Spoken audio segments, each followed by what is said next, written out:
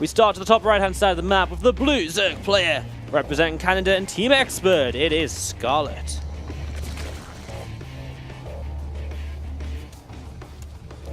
And then, of course, down in the bottom left, donning the red colors tonight, it is going to be Roots Kelazhur. Alright then, we just saw Kelazhur playing a bit of ZVT before, but I can't say he looked amazing because he did drop a map to Half-Breed, and I think we have to be very critical and say, like, I don't think Kelazhur should be dropping a map to Half-Breed, especially not in like a macro-oriented game, you know, like maybe you get cheesed or caught off guard, sure, but this was like a, you know, this is a pretty legitimate game where he made mistakes, he made bad decisions, they all seem to come quite close together, but he messed up, and when you mess up like that, you know, you got to doubt him going into the next match as well, especially when it's Scarlett. Yeah, exactly that. And to further move on your point is that, you know, in recent times, Kelazhur has been a little bit up and down when it comes to his TVZ matchup. So, I mean, this is definitely not the opponent you want if you're like having a bad day or if you're not feeling too comfortable like within TVZ, for instance, because Scarlett, I mean, she's extremely versatile and definitely not afraid to bust out some of those, you know, crazier builds because, of course, living in the same house as the notorious No Regret, she has been coached in his ways. Oh yeah, you know, it's so funny because even GSL group selection of the day, she was looking a bit like No Regret. Oh yeah, that's a good point actually. Yeah, she was, I think the essence of No Regret is coming into... It's like affecting everyone there though. It's like even some of the Koreans have been inspired by him. Oh, crazy. Did you remember, wasn't it like Dark in his interview? It was like, yeah, you know, like all the... Did you remember it was Dark or Rogue who gave like a small shout out to him in the post-game interview a couple of months ago? It was really funny though, like unexpected, but nonetheless. Coming into this one, what? Wow. Sixlings, man. You avoid the Reaper. Sixlings will cancel a CC. They're pretty darn good. That is... I mean, that's expected, I think, if Sixlings arrive. Some players... Euphem was one of these players who's just like, okay, well, I'd actually rather just cancel the CC and rebuild it than pull my Reaper back instantly or keep my Reaper at home right away, right? Oh my god. The Reaper goes down. Well, I guess Ling Speed finishing, the Reaper's on the wrong side of the wall, and now more Lings flood. And what's funny is Scarlett made these Lings to maybe actually help out, but obviously, what do you do when you've already cancelled the CC and killed the Reaper? Yeah, there's nothing else she can really achieve, so at this stage, I mean, you could just pretty comfortably throw down a third base, I think, you know, start droning up. Looks as if that's what she... She's definitely going to start droning up. Needs to get the natural going a little bit, and then obviously the third hatch can come into play as well. And she can just have complete freedom right now, because even if these Hellions want to move across the map, how can you? Because there's Lings just camping your low ground. Yeah, exactly. So she can just put down creep tumor after creep tumor. And I like this as well. She's just spread them out into two groups, so that means that, you know, he's not going to be able to get a count instantly. So now look at this. He's going to try to go for the wraparound, but pulls back towards the ramp. So at least he's going to, you know, stay honest with that and not overextend. Banshee on the way, Cloak as well. See if he can achieve anything with this. I mean, he needs to do some damage with this, albeit the CC was cancelled, but it's not going to be the end of the world. However, if Scarlett is allowed to get away with getting that third base up comfortably, and then from there moving into the mid game as well, without taking any sort of economic damage, you know, it's going to be really hard for Kelazhur to swing back in. Armory on the way up. Kelazhur going to be playing this kind of Hellbat Banshee style, which he seemed to prefer against Half-Breed as well. He actually didn't play Banshee immediately in some of the Hellbat games. He had a couple of different Hellbat attacks basically, but when he went straight into the Banshee, he went for the Hellbats too, and let's see what he can do as we see Scarlett just looking to counterattack, of course, and man, if she comes in when there is not many Hellions here, that could be disastrous. You can see Kelazhur's actually already leaving, 2 Hellions just on the ramp waiting. That means that he's not going to have as much of an attack ready to go across the map as well, so... Yeah, but I actually really like this decision from him. You know, he's showing a fair amount of respect here to Scarlett. And then, of course, you know, like you said, if all the Hellions are committed to the side of the map and the Lings show up with that counterattack, I mean, he's just going to lose so many workers. Although she doesn't pull the trigger on it. I mean, she sees it now, right? And she doesn't want to do it just too soon. Yeah, here we go. The Lings are going to dive in towards the natural expansion. Fresh Mule as well, right for the picking. A single Hellbat on the ramp here, though, could be enough. Yeah, should be enough to actually save it, especially with the Banshee popping second Hellbat as well in position. So. Yeah, doesn't actually lose anything then. At the same time, the Banshee from Kelazhur kills 3 of those drones. It was a good move out actually from Kelazhur because he did it just knowing that he would have 2 more Hellions pop in soon enough. So now we do see the Hellbats moving in towards the natural expansion. Scarlett, well, she starts to transfuse up some of these queens. But there's a Banshee from the back and there is not a Spore Crawler in range. And so this Banshee's putting a lot of damage out here. And these queens are taking some real hits already. very low on HP. Goes into range of that. Spore Crawler will go down. Target firing here from Scarlett is pretty good though. Had one extra transfuse to keep that one queen at the front alive for just a little bit longer, and will clean that up without barely losing anything. Completely turns around how this fight was starting to go. Two super low health queens makes a big difference in the end, honestly. As we are going to see another extractor on the way, and we're going to see a couple of drones continue to drop as that Banshee came back in towards the right-hand side third base. And Banshee working once again onto that queen. As you see, +1 vehicle weapon upgrade from Kelazhur, so definitely not afraid of playing mech right now as more Hellions gathering up on this natural expansion. Yeah, third CC on the way as well. You can see Scarlett, though, she is also in the phase of transitioning. A couple of Roaches on the way together with that Roach speed. This Banshee's still finding a few extra kills. I believe that should bring Kelazhur up to a total of maybe 9 or 10 drones. So, I mean, it's decent damage so far. You can see that the drone count and those SCVs, they're relatively close there. Scarlett hasn't really had the opportunity to go for that massive burst of drones, especially not so because Kelazhur does have the extra Banshee and another hit squad of these Hellions moving out across the map. So, you know, she's going to have to pay a little bit of respect to that, because if she starts making too many of those workers, then can definitely do some damage. Now, the question is here, how deep is Kelazhur willing to actually dive in with these Hellions? Because I don't think that Scarlett has too many Roaches on the field just yet. She has a couple though, and it doesn't take many to turn these Hellions away, as Kelazhur will show a little bit of respect once again. I think is a good word for it, just backing away as he does pick off a queen as he goes. Again, extra armory coming up, a couple of extra factories finishing. They're going to swap onto the tech labs here with the reactor building the starport. It's time for the Hellbat, the 4-drop to begin getting set up. 7 more drones went down in the meanwhile behind that Woody. Going to get 2 extra. These Banshees, man, they're actually doing a lot of damage. Might get himself an extra queen as well. Yeah, Banshee's still poking around. Man, I keep forgetting how much damage they deal. Like, the DPS on the Banshee is actually insane. Yeah, Banshees are really kind of fragile but very powerful unit, right? Cannons, yeah, glass cannon. Perfect road for it. So they really do deal damage if they get the chance to. I mean, 2 Banshees take down a queen so quickly, and a queen even, you know, has a pretty good time against Banshees usually if there's just 2 of them there, right? Yeah. But obviously, a little bit of a different scenario there. And, well, here come the next couple of big, heavy units out of Kelazhur. The 4 is about to finish, and obviously the Medivacs can lift those up and take them across the map. Honestly, considering the fact that Kelazhur had a little bit of a rough start there with the cancelled CC, you know, he's really swung back massively in this game. He's killed so many workers. The Banshees are still here, putting pressure on towards this 4th hatchery. Doesn't look as if it is going to be forcing a cancel, but these 2 Thors might just do that, Wardy. These guys represent so much single target damage. Scarlett has to be aware of this, right? Like, or rather, if she doesn't spot this out, I think the hatchery is just going to go down. I don't think there's too much she can do about that. Transfuse is pretty much going to be irrelevant at this stage versus the Thor damage. Yeah, we can see the hatchery. I mean, there's just not that many queens because she did lose a few earlier, remember? She's even, Kelazhur's actually even going to bring a couple of these Banshees across the map. Oh, no. So they're going to be able to do some damage as well. Here come the 4s, the Roaches start around in position. There's a couple of transfusions available, and the first Banshee drops very quickly. The Hellions are actually already Hellbats, and they're taking a very long time to get across here. Does he have Blue Flame yet? Or? He does not have Blue Flame. Yeah, okay. I guess it's a little bit early to be investing into that just yet. So there we are. Going back into Hellion mode. And this is what I would like to see from him, right? Because he knows that Scarlett's army is positioned down towards the bottom right-hand side because of the threat of the Thor drop. So I feel as if he had a good opportunity to maybe send in, you know, split them up, send 4 Hellions in towards the hatchery, towards the north there, maybe dump a couple in towards the 3rd base. But here we go, Thor drop coming in. One of those Thors getting very, very low. Controls there is the pickup, and he's actually done a lot of damage. The Hellions come in as well to add an extra layer of DPS to this. Not too many drones falling. Only 3 workers, but so many units being bled out by Scarlett. Yeah, he's killed a ton of Roaches and the Queens. I mean, now the 4s are continuing to do damage, and now you talked about that 4th hatchery dying, but it doesn't look as though it will happen. Those Roaches, or sorry, the 4s are on very low health, so they have to lift up and get out of there. But 12 workers, Kelazhur killing a lot of army as well. It turns out that the early attackers, oh no, that's a mistake, loses both of the 4s there just by, out of pure greed, dropping them down. A little bit of a mistake, and that is no loss supply, 12 supply back on Scarlett's favor, but it's still definitely not enough to directly pull it back into this. Combination of damage done by Banshees throughout this game and more is hurting. And now Kelazhur has pretty free reign to push up this right-hand side of the map, and this is a very difficult side of the map to defend, because once you siege up here, this is a choke point, this is a choke point, this is a choke point. You do not engage into the mech army, you actually just start mining on this base and this base instead, and that's just the reality of the situation.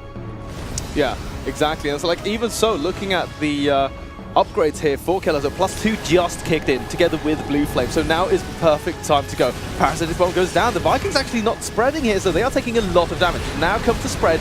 But like you said, Woody, look at this, positioning his tanks perfectly here. He can start shelling the hatchery, more reinforcements streaming on in, and they're not that clumped. So the Blinding Cloud's not going to be super efficient. I say that that single Blinding Cloud was actually pretty good. But the rest of the tanks in the backlines on the left-hand side, man, they have free reign here. Starting to duck a couple of them. Just a little bit. Scarlett is just a little bit still too alive. late, though. The tanks are still kind of pushing forwards and sieging up, and you know, now the Vipers are going down as well. So, you know, a lot of the Vipers dying, and they don't have the chance to really just go back and get more energy again. And the tanks are still here. Another one gets abducted forwards, but even when they get abducted, they get another shot off. And right now, Scarlett is in a little bit of trouble. She's got 11 more Hydras on the way here. The Viking or two that's still up, picking away at Overseers. And oh my god, 3 Vikings are going to find themselves. All of the Vipers right now. The Hydras come in, but 2 of the Vipers go down already. Third one will get a Blinding Cloud down, but that will be it. And there isn't even much of a chance to capitalize on this situation from Scarlett. Kelazhur still staying up steadily in supply. Forward scan as well to reveal that there's actually not a lot of steam left here for Scarlett. The hatchery now completely susceptible. Doesn't look as if Kelazhur is going to be rushing to finish this game too quickly, though, because he knows that one mistake, he'll see just too much of his army in one go, and then Scarlett could maybe pounce on that. But again, you know, like I said, with the forward scan, he saw that there wasn't really too much left here for the Canadian side. No, there really isn't, and now there's no Vipers either, so it's even more difficult to engage than it was before, and that's going to be one of the big issues here. There's another couple Corrosive Bars will kill off a couple of tanks that are very far forwards, but it's still costing Scarlett units, and she just cannot keep on affording this. She's down in workers, she's been hurt many times throughout this game, and Kelazhur is just taking advantage of that as the Vikings once more are going to be able to pick off a Viper before it even gets energy to do anything, and it just seems like a repetitive story at this point. The Vipers are going down before doing anything at all. This hatchery's going to go down. The Vipers actually have to stop consuming. There's one single abduct, but killing one tank for the Viper is not really enough, and there's another Viper about to go down. Scarlett knows it's not going to happen. GG, Kelazhur. I mean, if there's a Terran player that can go from losing a half-breed in a macro game to just dominating Scarlett for 15 minutes straight here, it's Kelazhur. Like, you know what I mean? Like, no one else seems to just be able to do this, like, from game to game almost, having a bit of inconsistency and going from weaknesses to strengths so easily. Yeah, that was actually a sick showing from him because, again, you know, remember that he had a bit of a slow start there. He was forced to cancel the command center.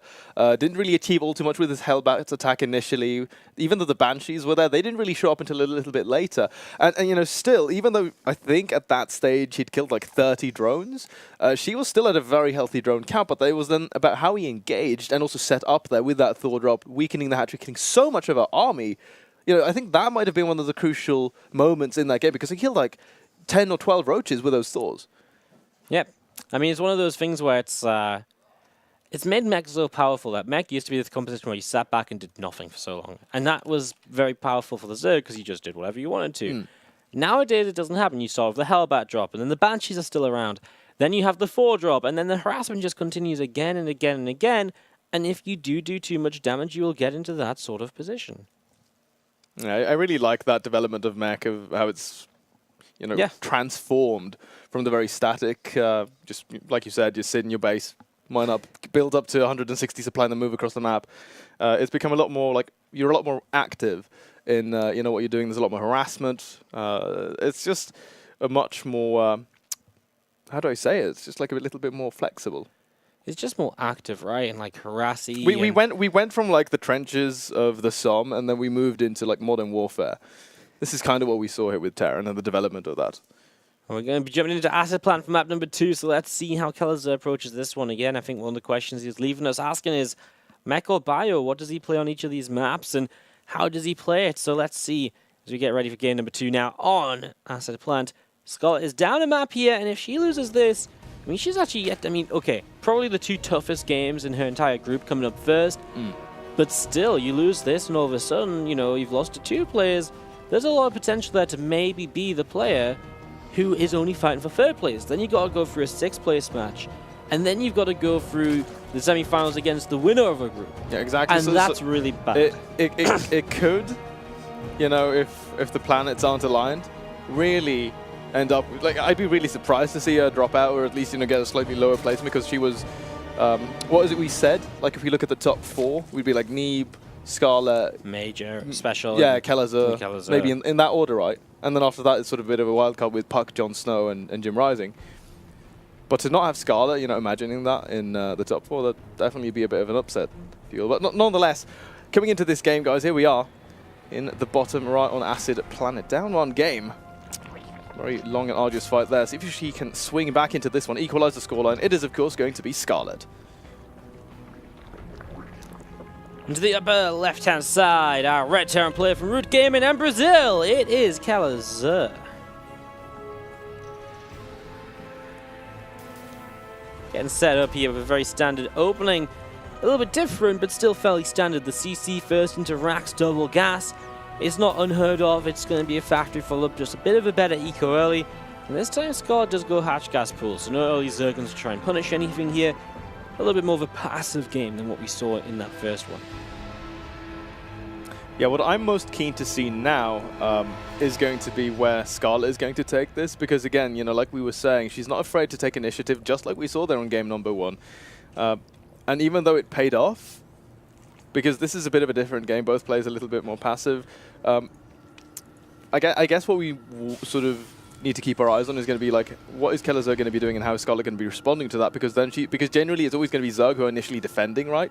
Trying to deny information and trying to deny damage, and then from there they swing back.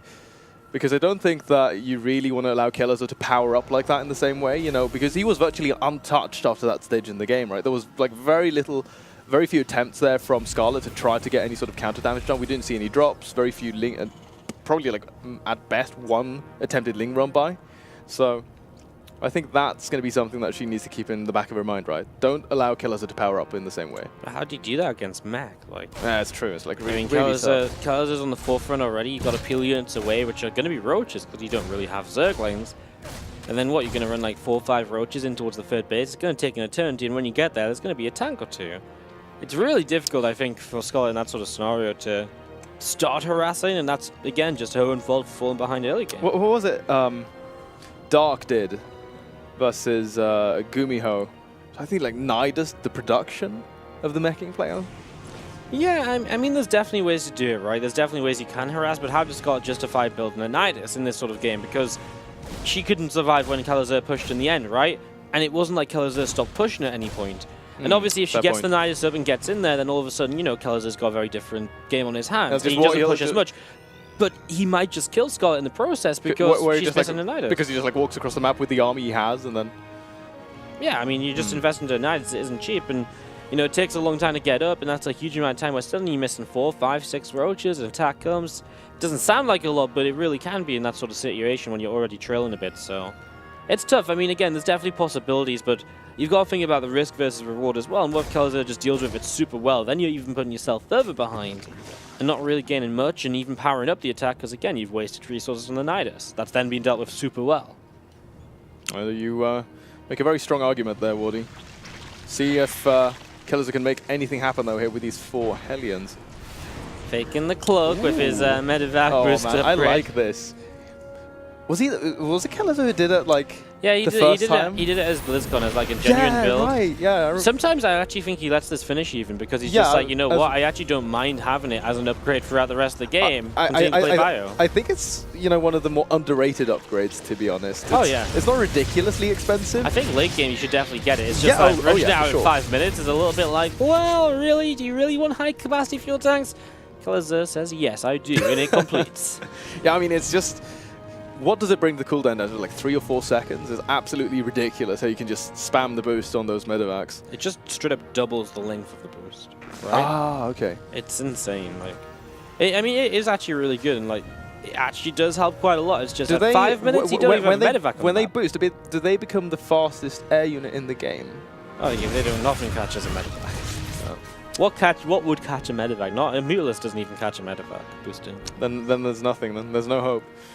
Hey man, but you had to put high capacity fuel tanks on those things. So. Alright, well, we do see this Viking just coming up the left-hand side. Ling's going to try and run by. I mean, again, early game Scarlett seems to be pretty good at those run-bys. And playing the bio style now, Kelazhur, Scarlett may look to play a Ling Bane style, in which case the opportunity to harass and attack becomes a lot more viable from the early stages and throughout, and that could be the difference maybe Scarlett needs. Obviously, it's hard to compare exactly because it's a completely different playstyle from Kelazhur, which obviously... helps a lot, you know, makes it a lot difficult, more difficult to just straight up compare as this Liberator picks up 4 single workers. Not bad here in terms of the start there for Kelazhur. Again, you know, he's keeping the working out down a little bit there, but Scarlett, I mean, she's going to be passing the 60 mark very shortly. A lot of queens here as well, so there's no opportunity to slip on in and try to get some drone kills. Meanwhile, though, double upgrades coming out there. You can see 2-1 on the way for Scarlett. Kelazhur on the opposite end of things. I mean, he's got his third CC just now going to be landing. He's got his tank production started. Got some of those upgraded medevacs on the way as well. So, I mean, both of these players just now powering up as we are entering the mid-game. The Liberator swing back in towards the main base. But, I mean, she's on top of things. She's actually going to end up losing a fair amount of drones. 8 drones in total to that single Liberator. That's a very good kill count. Yeah, good harassment, keeps Scarlett slowed down a bit, and Kelazhur with 1-1 stim finishing. He's at that stage now, he's going to start dropping around a little bit, moving around, just cleaning up crew spread and doing what he can as those medevacs are going to start moving down the south side. And, well, they've got that extra boost on them, and look how long they can boost. That's ridiculous. For. They literally are going to cross the entire map. Has anyone timed this yet? Like, how long it takes for them to get across from side to side? Like no time at all. Get my stopwatch out. Armory's about to finish, by the way. A pretty fast army, a little bit before 1-1 is done, so Hellbats can become a part of this to kind of increase the power of this fight. I'm not sure how many units Scarlett has. She's a little bit of Ling Bane. Bane speed finishing soon. So many queens. So. Yeah, the queens are a big part as well, definitely helping to push medevacs back, etc. Kelazhur's Hellions are a little bit beat up. Maybe if you move them into Hellbats and heals them up with medevacs, it could be okay. Yeah, that's actually really smart. Would love to see if he does that. The only thing really lacking, by the way, for me in that attack would be, of course, combat shield. It's not going to be done for about another 25-30 seconds, so maybe he'll wait for that to finish, but it doesn't look like it. He seems a little bit eager to go. Okay, I mean, he's brought the tanks over now, so this is it. Staying off the edge of creep as well. 1 forward scan, doing a little bit of this. Gets 1 queen with a lot of energy, so that's a very nice pick-off. There's the scan. And he's just going to gun this down. There's nothing Scarlett can do to stop it. She just doesn't have any units even in position. Her Banes are continuing to come on in. Kelazhur needs to not get a little bit too over-eager right now as he scans again. He's actually going to start picking up a whole bunch of these Banes before they're done morphing. Hellbats are still tanking at the front as well. The only issue is the siege tanks are quite far back. Kelazhur has to see stim again to get close to them, and that maybe was the overextension in the end that came in from him. As these tanks will now go down too. He drops once more behind the tanks. Still unloading a little bit here and there to try and soak up the Banes. He stays ahead in supply. In fact, the army supply of Kelazhur is absolutely terrifying right now as Scarlett's making Mutalisks. Okay, Scarlett, I mean, I don't mind. It's something she did in that GSL round of 32 group to great success. But when you're behind like this, the Mutas are really not going to do very much. Yeah, because we might end up in this scenario, right, where she never gets the opportunity to bring them out of the main fight, right? Like where she's just forced to compound her entire army into 1 engagement. But you know what? Diego has high-capacity fuel tanks, so you can get away from any flop. Oh my god, it's just absolutely nutty, Catch me now, Mutalisks! At the same time, man, double drop coming in towards the main base. A lot of these overlords exposed. I mean, if he gets a couple of these down, could go for the supply boat, but not going to move in, gun down this Spore Crawler. Mutalisks show up, but what are they going to do? Oh man, 3 mutas go down instantly. Yep, not pretty at all. We're going to see the Lings tank a little bit here, and guess what? High-capacity fuel tank's going to fly all the way away, and the mutas are not going to be able to catch up with the medevacs to actually get a kill, and so Kelazhur unloads, and now he's going to be able to join his main army with this. 2-2's finishing soon, and that's the time you want to push out as a Terran, and he's going to be able to engage into this base again. Yeah, man, Scarlett is in a lot of trouble. Look at that. Kelazhur effectively doubling her in army supply. 2-2 just not done yet. Another 10 seconds to go, but I mean, he doesn't really care if it's going to be in the middle of the fight or not. He's got the tanks in position. The medevacs are here. Now, +2 attack has finished up. Armor just a little bit delayed, but I mean, with these units rolling on through, focus firing those banelings, even more Marines in the back lines. I don't think Scarlett has enough, and everything on the ground just completely annihilated. The Mutalisks are here, but what are they going to do? Absolutely nothing at the moment as this base is starting to fall. The splits to deal with these banelings are pretty good. There's just so many Marines. GG. Kelazhur will take game 2 of this best of 3, and he chose Scarlett, who does not take a single map today.